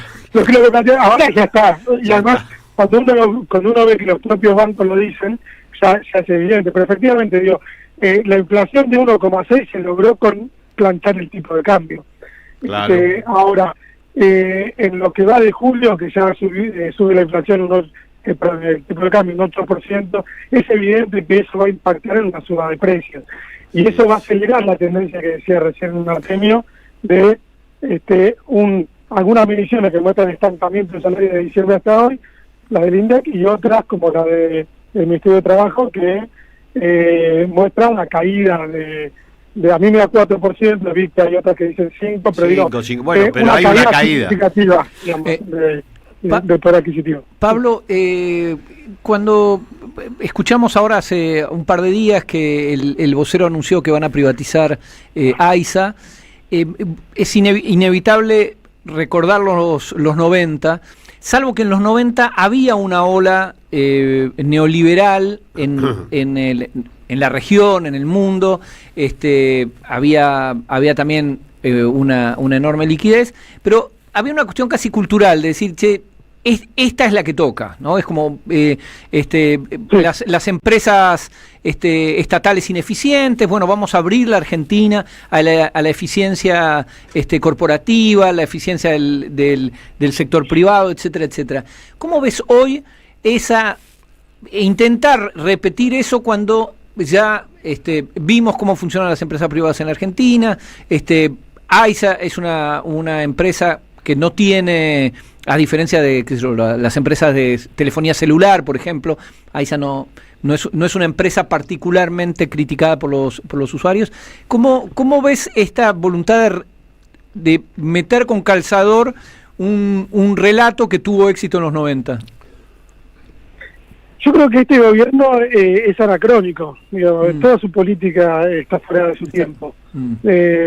Y por eso también fracasa. Yo creo que está fuera del tiempo histórico mundial y local. No había condiciones en la economía después de la crisis de deuda que había generado Macri, intentar instaurar un nuevo ciclo de endeudamiento y de valorización financiera que inventó este gobierno. Y del mismo modo tampoco hay condiciones para impulsar, salvo el caso de los recursos naturales como Vaca Muerta y la minería, el cobre, el litio, un proceso de inversión extranjera muy dinámico que se apalanca además en empresas privatizadas, que a lo sumo, si vos decís con calzador se puede incorporar, será un fondo buitre que la compre para poder hacer los juicios, digamos. La verdad que las privatizaciones fueron en Argentina una experiencia bastante nefasta, porque además de ser las que tuvieron mayores ganancias en la década del 90, no las utilizaron para hacer las inversiones que se requerían, sino para generar un proceso de valorización financiera, de endeudamiento a partir de esos patrimonios y de fuga de capitales al exterior que terminó hundiendo a muchas de ellas. Yo Pablo, la verdad que no veo condiciones para que las privatizaciones sean el salvavidas de este gobierno en términos del ingreso de dólares por un lado, y en el caso particular de Aguas Argentinas con las consecuencias nefastas que no puede generar en términos de la calidad del servicio, porque ha sido una experiencia anterior muy mala. Amado. No, que en definitiva, para ponerle un título, son mecanismos de extracción de valor las privatizaciones, no generan nada para la Argentina, simplemente actividades que son completamente en pesos se convierten en dólares para extraerlos de la Argentina. O sea que te generan una necesidad de dólares artificial y adicional a las que ya estructuralmente tiene nuestro país. Está bien eso, la idea de extracción de valor, porque efectivamente, bueno, recordemos en los 90, ahora está la serie Menem, uno de los personajes de la serie, que es María Julia Alzogaray, decía en los 90 que el rol del Estado era garantizar las utilidades de las empresas de servicio privatizadas. Vos decís, pero ¿por qué razón? Pero efectivamente, como decís, Pablo, ¿no? Que es como era un sistema que estaba orientado hacia los accionistas de las empresas, no hacia los ciudadanos. Sí, está el caso también de YPF, que es notable, ¿no? Como entra una empresa española, no hace inversiones en exploración, tenía Vaca Muerta ahí al lado, no la encuentra, y sobreexplota los yacimientos que había explorado previamente YPF y nos deja en una crisis energética. Estas son situaciones que cuando uno las piensa como si fueran solo una empresa y se pierde lo que decía Amado recién, de que es una extracción de valor, en definitiva, se pierde de la importancia macroeconómica que tiene y para el desarrollo de la economía argentina. Entonces, creo que sí, que es un tema preocupante, está en la agenda del acuerdo con el Fondo Monetario. Tienen que avanzar en las privatizaciones, tenían fechas concretas para publicar las privatizaciones, que era ahora fin de año, y están avanzando en ese camino, porque el Fondo Monetario apoya, pero nunca gratis, ¿no? Y entre otras cuestiones está este tema. No, es así. Hay que aprovechar el tema de la serie de Menem para concientizar para volver a el saber tema de las privatizaciones, sí, ¿no? Hay que hablar del menemismo más allá de la bizarría del personaje. Completamente. Y evidentemente, eso, yo no quiero hacer una teoría conspirativa, pero vos decís, olvidar la historia o transformarla en bizarra. Sí, el menemismo fue una catástrofe para el patrimonio nacional y para las condiciones de vida de los sectores populares. A posteriori se observaron los efectos. No, y además que dejó estructuralmente, si vos ves en estos servicios públicos, privatizaciones, ¿no? Ves un montón de condicionamientos que tiene el Estado para poder, incluso en gobiernos nacionales y populares como el kirchnerismo, poder tener herramientas para avanzar sobre algunas cuestiones con mucha dificultad por cómo dejaron blindado de algún modo. Ni hablar en la política doméstica, Río Tercero, AMIA, o sea, no da para frivolizar. Bailaba con las odaliscas, pero hacían algo más que eso. Pero, y bueno, lo que estaba mencionando Nuria, el litigar en un juzgado norteamericano una decisión soberana de la Argentina es parte del problema de los 90. Pablo, muchísimas gracias por esta entrevista. Gracias a ustedes, un abrazo. Buen fin de semana. Conversábamos con Pablo Manzanelli, doctor en Ciencias Sociales, magíster en Economía Política de Flaxo, sobre el último informe de coyuntura de Cifra CTA, el número 47, que recomendamos fervorosamente. Bueno, es un lindo tema el de la serie Menem. Yo no la vi, aunque quiero decir.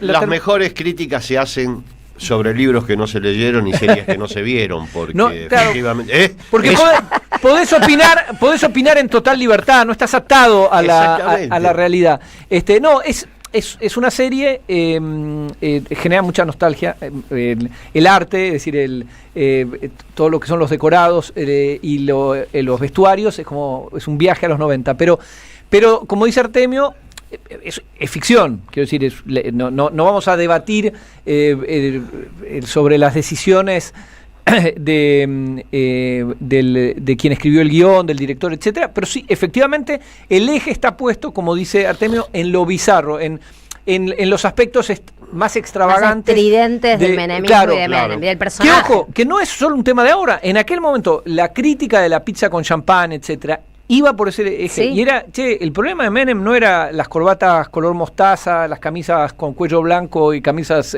celestes o a rayas, o la Ferrari o la pista ni siquiera Yuyito. Claro, Exactamente. Yuyito, exactamente. Bueno, de hecho vino un gobierno que continuó con las políticas económicas de Menem. Sin Ferrari. Y llegó dicen que soy aburrido. Dicen que yo no uso la no era Ferrari. aburrido. Bueno, no otra vez no lo hagan, ya lo hicieron una vez, salió mal. Bueno, basta de esta hay un intento de relectura del menemismo que va a fracasar. No, y además no hay manera de releerlo como propone los sectores que hoy manejan todo el aparato cultural. Yo creo que cuando esto vuele por el aire, y que inevitablemente va a volar por el aire porque es lo que conlleva dentro del modelo, el 0,1% más rico que aplaude a este energúmeno en el Yao Yao nos va a inventar a otro muñeco. Probable. Y va a ser la versión de la Rúa, es decir, nos van a traer a un muñeco, puede ser una versión Lustó, viste, joven, están rulito, intentándolo, sí. sin- Bueno, de hecho largaron ahora también la tercera vía en las elecciones bonaerenses, ¿cómo se llama? Más Buenos Aires o algo Sí. así. Sí. Donde están buscando a alguien que para le dé decir- racionalidad a una salida después de lo que va a suceder con esto. Y lo que va a suceder, nos van a vender. Racionalidad que los beneficie en sus intereses, que le conserven sus intereses, ¿no? Por eso nos van a explicar, como suele decir Amado, nos van a explicar que no es el modelo que falló, sino su implementación. Es decir, Exacto. con la dictadura el problema fueron los militares, con Menem el problema es que bailaba con las odaliscas y la pista de Anillaco y la Ferrari, de la Rúa era un inútil, Macri era domador de reposeras, y van a decir, che, era un energúmeno que hablaba con perros muertos. Así es. Eso va a tomar cada vez más impronta en los medios. Sí, de hecho se está viendo lentamente. Tiene medios, va a cómo tener van más medios, lo que no tiene virando. votos. Pero bueno, de todas maneras, medios va a mí tener ¿sabes lo y que me bueno, no hay que preocupa? minimizar Lo que el me efecto. preocupa en relación a los 90, Sí. a este relectura y demás, es que la sociedad y el mundo cambió. Claro. Entonces, en los 90 yo fui adolescente y ahora me toca ser docente de adolescentes. Sí. Y la adolescencia que están viviendo los jóvenes de hoy, en relación además a los consumos culturales, a su construcción subjetiva, no es la de aquella época. De algún modo, nosotros tenemos que hacer también una repensar y entender, hacer un buen diagnóstico del contexto actual, porque la pregunta es, cuando esto estalle o cuando esto implosione, ¿cómo construir? ¿Quién va a poner el diagnóstico, digamos? ¿No? Esa es la Así gran es. pregunta. ¿Quién va a poder decir, bueno, esto pasó por esto? Si hay una disociación total entre lo que pensamos y lo que sucede, ¿cómo construir esos puentes para que la persona que no tiene trabajo, porque como contaba antes, no están viniendo turistas y no entiende por qué y piensa serán los astros, bueno, que pueda entender, no, esto es porque este gobierno tomó estas decisiones. Así es. O ¿no? Como eso me parece que Vos sabés que a mí Nuria, hoy en eso- día me genera Súper central. Porque lo dijo Cristina, que me parece una sentencia absolutamente adecuada. El hecho de que se defrauden con Milei, con lo que las políticas, no va a implicar automáticamente que te acompañen. Y ya en esa dirección estamos viendo que la gente que no tiene respuesta por parte del gobierno, que efectivamente observa que lo que prometieron no se está cumpliendo, una parte importante incluso de sectores populares, está dejando de participar. No está yendo pero no está dando el voto a ninguna alternativa de manera automática. O sea, hay que construirlo, hay que volver a representar. Ese es el gran desafío. Bueno, pero no nos vamos en eso, eventualmente lo charlamos en otro espacio, pero es muy importante lo que vos decís, Nuria, no confundirse. El tema no está resuelto, está claramente instalándose, lo que dijo Pablo. Esto ya no es que pensamos que va a fracasar, ya está, pero no hay resolución todavía en términos de construcción de un consenso alternativo. Artemio, hay algo también que se repite en esta continuidad desde es importante esto, y con eso arrancamos hoy el programa. Lejos de ello, hay un consenso de que algo había que hacer, un consenso de la dirigencia, ¿no? Sí, sí. Y entonces aparecen todas propuestas y personajes, que está muy bueno lo que dice Artemio, es de la ruización de Milei. Así es. ¿no? Ahora viene la etapa aburrida de las mismas políticas. Claro, buena parte Algunos de le la ponen nombre dirigencia. de la vicepresidenta, inclusive. Sí, bueno, la dirigencia, buena parte de la dirigencia que participó de la última experiencia del gobierno del Frente de Todos, Es del mundo de los aburridos de...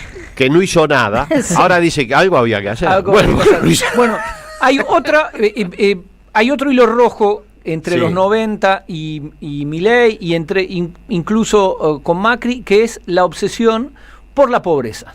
Sí. Recordemos Y por la inflación. y por la inflación. El valor Y- de la baja inflación. Bueno, la baja inflación. pobreza cero, etcétera. Bueno, hoy leemos, incluso de este lado de la grieta, podés decir muchas cosas sobre la motosierra, pero baja la inflación y baja la pobreza. muy bien. Y entonces hoy convocamos a un analista fino de la realidad argentina. es? lamentablemente no pudo venir, así que Buenas tardes, Doc. Te estás hago una vos. pregunta. ¿Eso está hoy puesto en blanco sobre negro en algún titular, algo? Y yo he leído varios titulares Varios que dicen titulares, bajó la pobreza drásticamente. Drásticamente.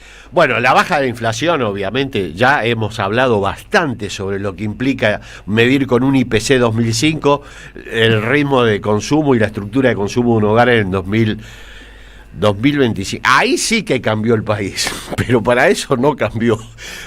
Ya creo que hartamos ya diciendo que subestima los gastos en energía, en transporte. Total. Obviamente, al mismo tiempo no incorpora alquileres, que en 2005 eran 10% del ingreso del hogar y hoy está en 30, 40 o más por ciento del ingreso. Ya dijimos que ese IPC no es trucho, porque lo trucho es patrimonio nuestro, es obsoleto.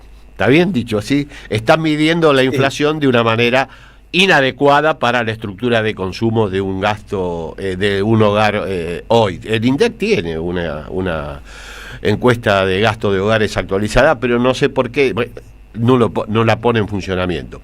Dicho esto, una vez que vos subestimás la inflación, dado esta estructura de ponderadores que utiliza el IPC, esa inflación subestimada va también a analizar la línea de pobreza.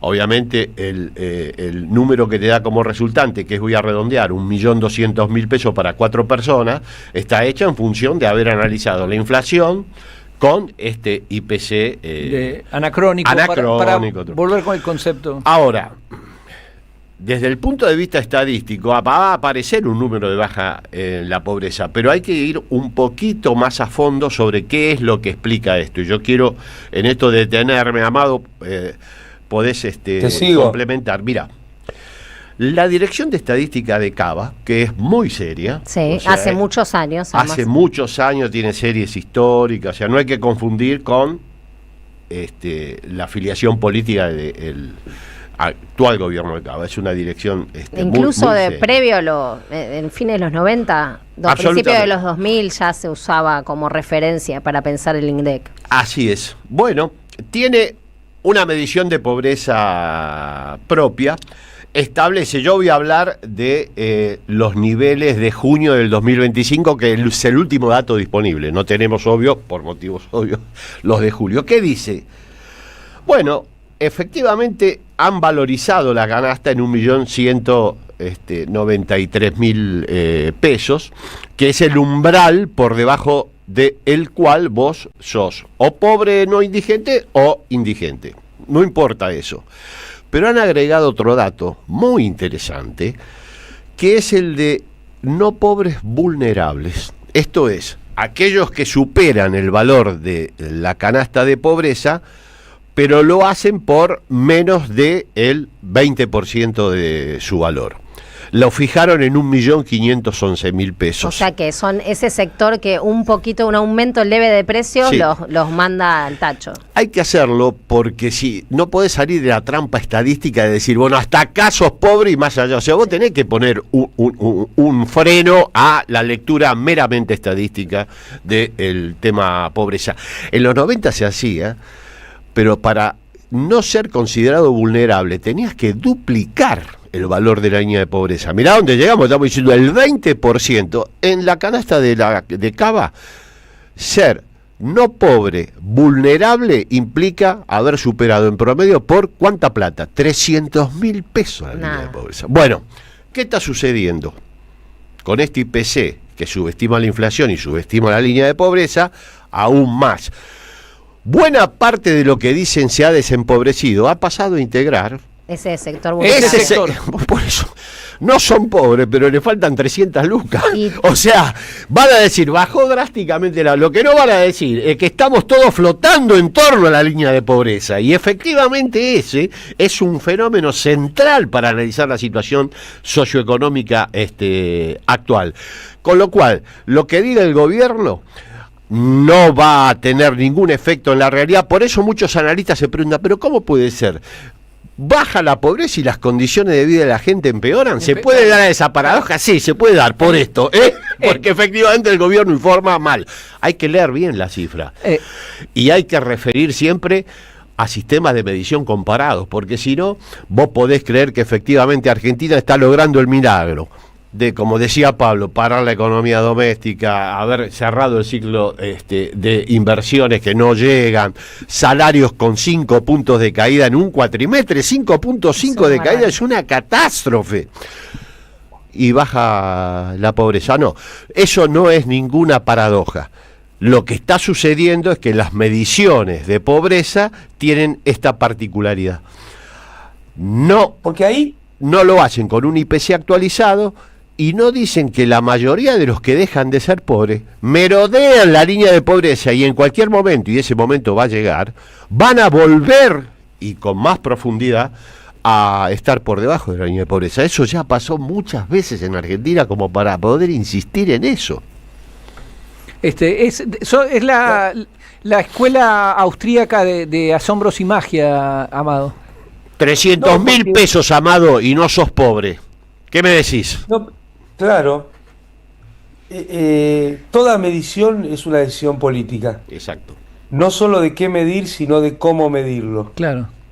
Y en esto que está relatando Artemio aparece con toda claridad que son mediciones, entre comillas, técnicas, incluidas y que fortalecen una narrativa supuestamente beneficiosa, pero que va en contra de las grandes mayorías en la Argentina. Así es. Entonces vos medí de una forma y yo te hago decir lo que quieras. En estadística dicen apretar los números hasta que digan lo que quieras, ¿no?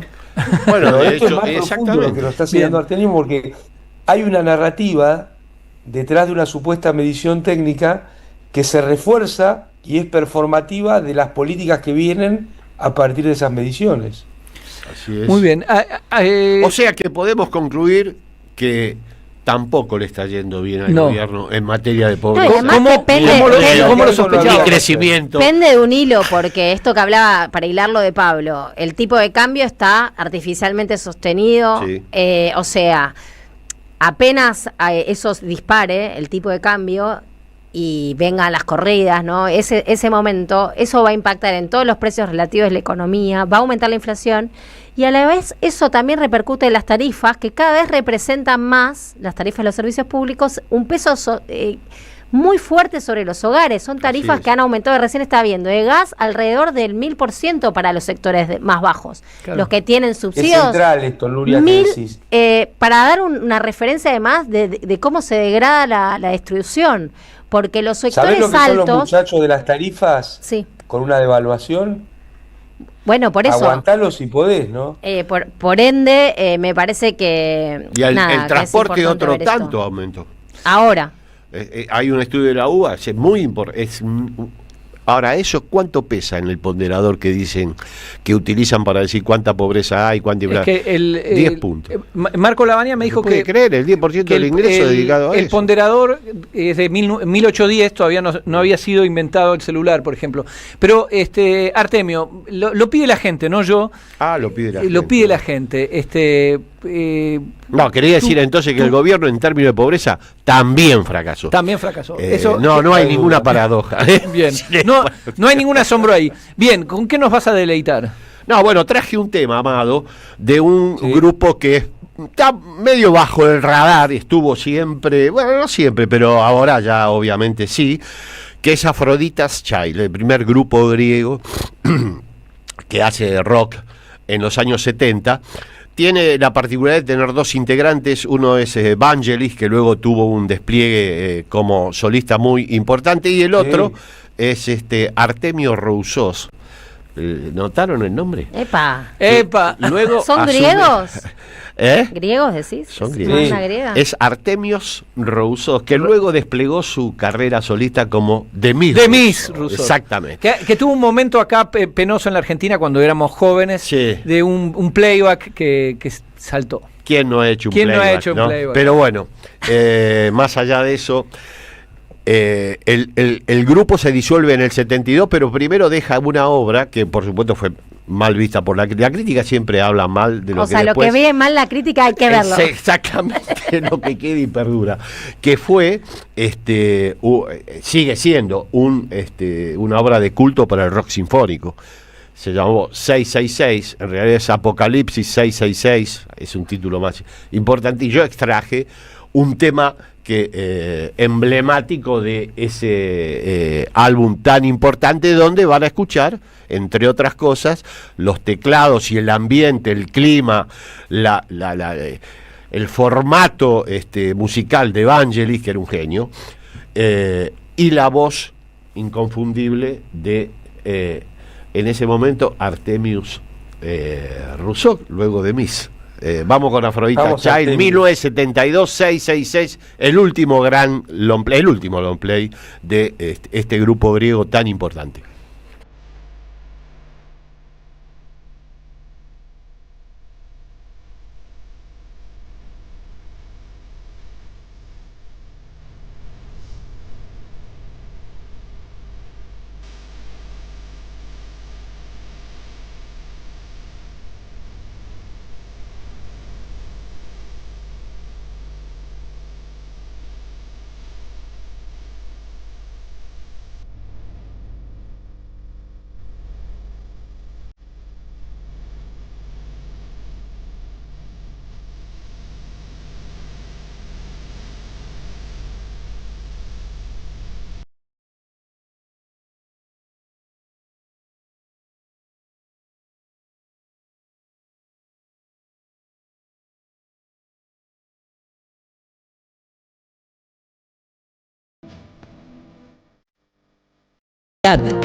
AM530, la radio de las Madres de Plaza de Mayo.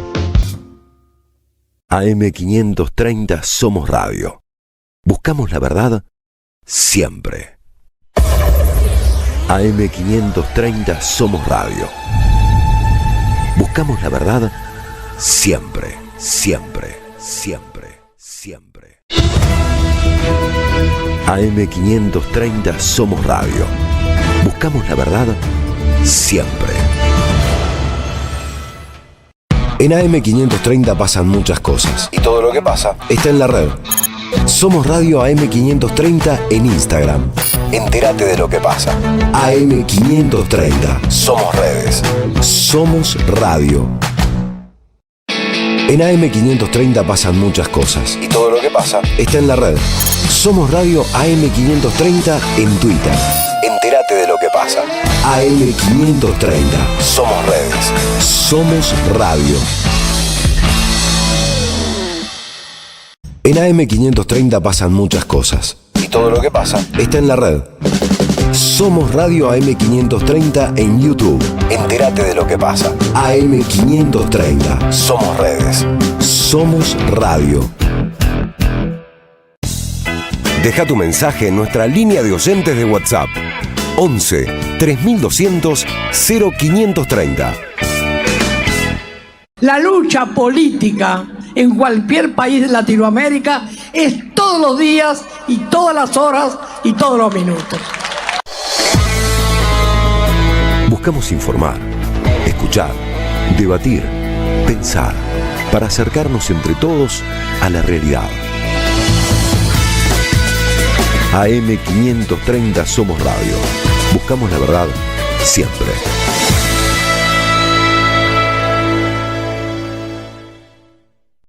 ¿Sabés qué le falta a tu carpeta de favoritos? AM530 somosradio.com. El nuevo portal de AM530, con un menú diferente en la agenda informativa de la Argentina. Noticias, información exclusiva, análisis de lo que pasa aquí y en el mundo. Grandes momentos de la radio. Entrá a am530somosradio.com. una isla en el gran océano de la red. AM530. Somos redes. Somos radio. AM530. Somos radio. Somos radio. AM530. Vacaciones en el ND. Este invierno venía a divertirte y desenchufarte. Música, circo y teatro para toda la familia. Coufequín, desenchufados en banda. Fanfarria ambulante desde Santa Fe. Caray Circo, la biblioteca perdida. No te lo podés perder. Super vacaciones en el ND. Entradas disponibles en PlateaNet o por boletería del teatro. El sabor que te acompaña es Café Bantú. El aroma en la mañana de Café Bantú. Bantú. Alimentos cooperativos. Producción y comercialización de productos cooperativos y de agricultura familiar. Envíos a todo el país. Por pedido, envía tu mensaje al 11 34 31 2928. Seguinos en Instagram como @alimentos cooperativos. Tronador, agua mineral, botellones y dispensers para el hogar y la oficina. Hacé tu pedido al 4201-2627 o mandanos un mail a info@aguatronador.com.ar. Tronador, agua de mesa envasada. 12 de octubre 632 en Avellaneda. AM530. AM530. Que la radio es comunicación, es imaginación, es educación. No hay nada que eduque más que una radio, no hay nada más que te haga imaginar cosas que una radio. Cuando uno es chiquito y escucha por primera vez la radio, te imaginás cualquier cosa, es impresionante. Te armás un teatro. AM530, la radio de las madres de Plaza de Mayo. ¿Quién necesita papeles cuando hay voces en el aire? Sin diarios, sábados de 9 a 11. AM530 Somos Radio. Buscamos la verdad siempre.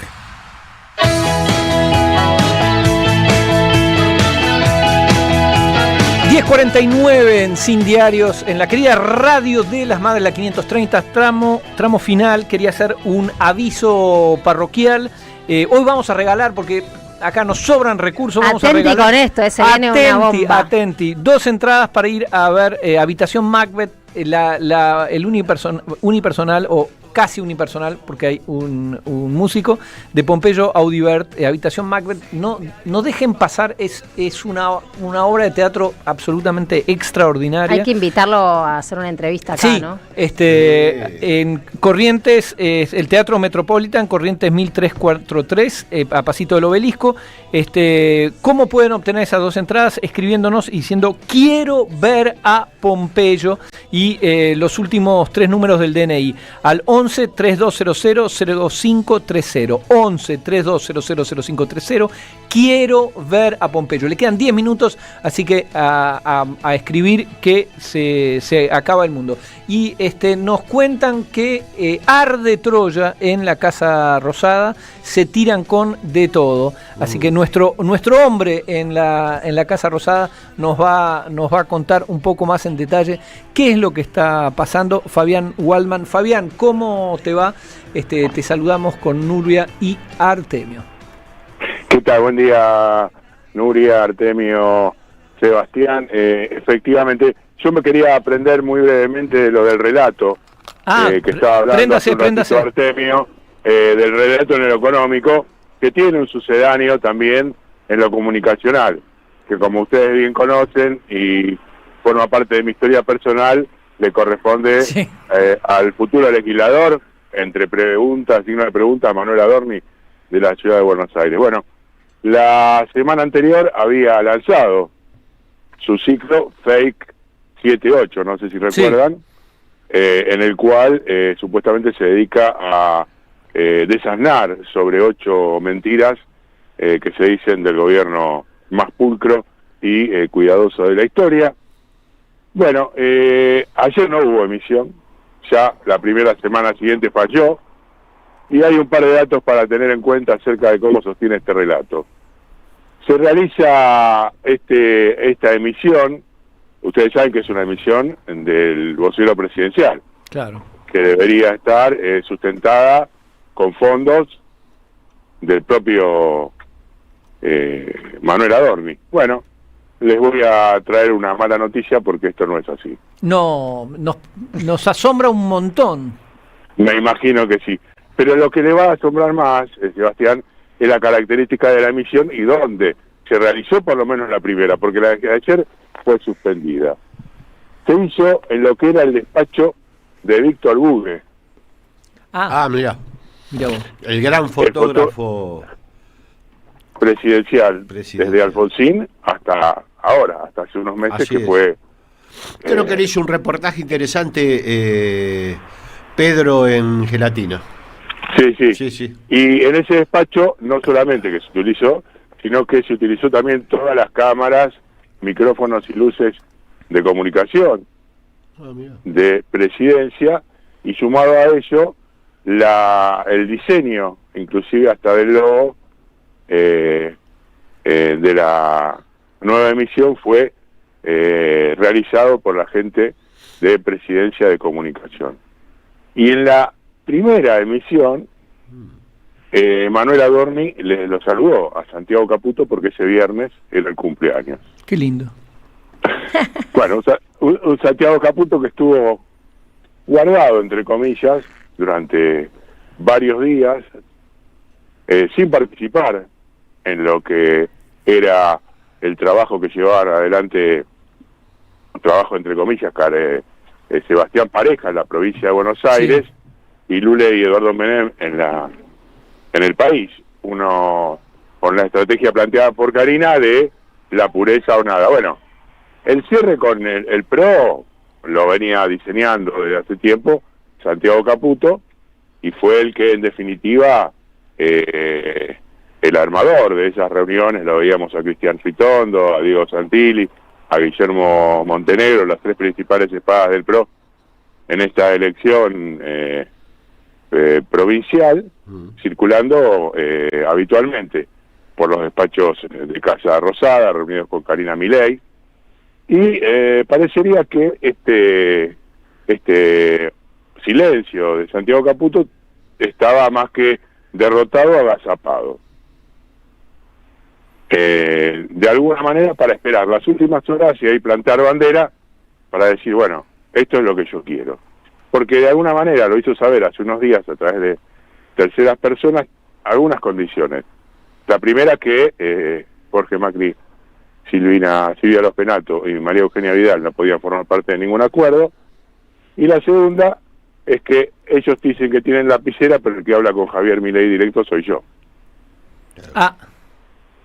Entonces, a partir de esa situación, en las últimas horas ha habido algunos movimientos, todavía está por definirse, faltan a esta hora 13 horas para que se concrete el cierre de las listas, pero los que decían que Santiago Caputo se iba a quedar al margen,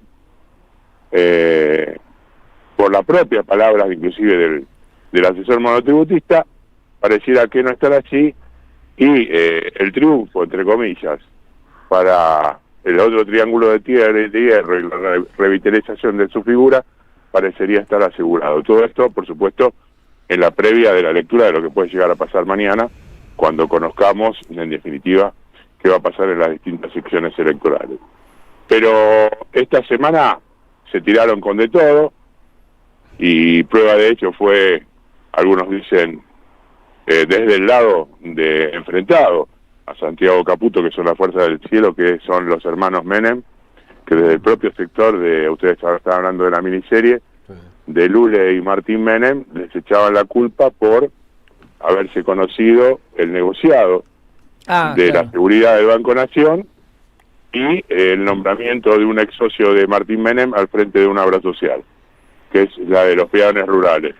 Esa información, desde el sector de los Menem, se lo otorgaban directamente a Santiago Caputo. Ahí pareciera ahora una tensa tregua, habrá que esperar que pasen estas horas, pero pareciera que Santiago Caputo no va a salir tan herido como muchos pensaban de esta contienda, Sebastián. Muy bien, Fabián, gracias menos mal, por este de todo. Exactamente. Queda otra figura, relevante. Muchísimas gracias por este informe. Abrazos, saludos. Fabián Waldman, nuestro hombre en la Casa Rosada. Bueno, se nos está yendo el programa. Quería insistir otra vez más para hablar de. Acá está Contraeditorial, salió el nuevo número de Contraeditorial, escriben Roberto Caballero, el amigo Cirelli, nuestra colega la doctora Salvo, Valeria Di Croce, Valentina Castro. Es un placer volver a leer. Volviste a omitir papel. La nota. Perdón, volví a omitir porque ya esto volvió a omitir la nota, perdón, volví a omitir la nota de Artemio López y Mariano Franchini. A Adorni no se le pasaría. En su conferencia de prensa hubiera dicho todos los autores. Bien, y tenemos. Encima la nota es el dossier. Es la nota más. Es la nota central. No, pero por eso digo que hay intencionalidad. Y es una nota hecha con el amigo Franchini, es decir, Mariano, a cuatro manos. Franchini escribió política, la nota y Artemio la comenta. ¿La nota es la tapa? La nota no está inserta pero en la revista, pero es lo más importante. Es la nota más importante. Una nota que vos no podés omitir. ¿Cómo? La distorsión electoral acerca de la crisis de representación. Yo le quería poner la farsa, pero Mariano con buen criterio dice, mira, va a haber elecciones, pongámosle la distorsión, que si ponemos la farsa, que votamos cuando votamos. Bien, ganadora de las entradas, Fabia, DNI 040, ganó las entradas para ver a Pompeyo Audibert en Habitación Macbeth el otro domingo. Tenemos libros de Sicus que el sábado que viene en una cantidad importante nos donó Coco Manuquian, así que nuestros oyentes el sábado que viene los vamos a comentar. Bueno, perdón, muchos comentarios. Salvador Rodríguez de Santa Fe nos manda un saludo anticipado por el Día del Amigo. Amado, como para cerrar. Un gran programa y bueno, hoy conoceremos cómo se empieza a armar la elección, ¿no? Porque vamos a tener ya los nombres a última hora y bueno, esperemos que todo sea para poner una elección que invite a votar a aquellos que al menos desde la elección de medio término de Alberto Fernández ya decidieron no ir a votar. Esperemos que eso se logre porque eso es clave. Para el resultado de la elección. No hay ningún nombre que yo conozca instalado. No. Bueno, eso viene de la vieja frase, yo creo, Aníbal lo dijo bien, es un lector de Jauretche importante, bueno, de hecho ha hecho Jauretche decía, y vale la pena analizar esa frase y esa sentencia en una coyuntura actual. Cuando todo suena Perón, suena Perón. Es verdad eso. Absolutamente y cierto. Aníbal dijo, el que suena en los armados de lista cae. Suena. Muy bien.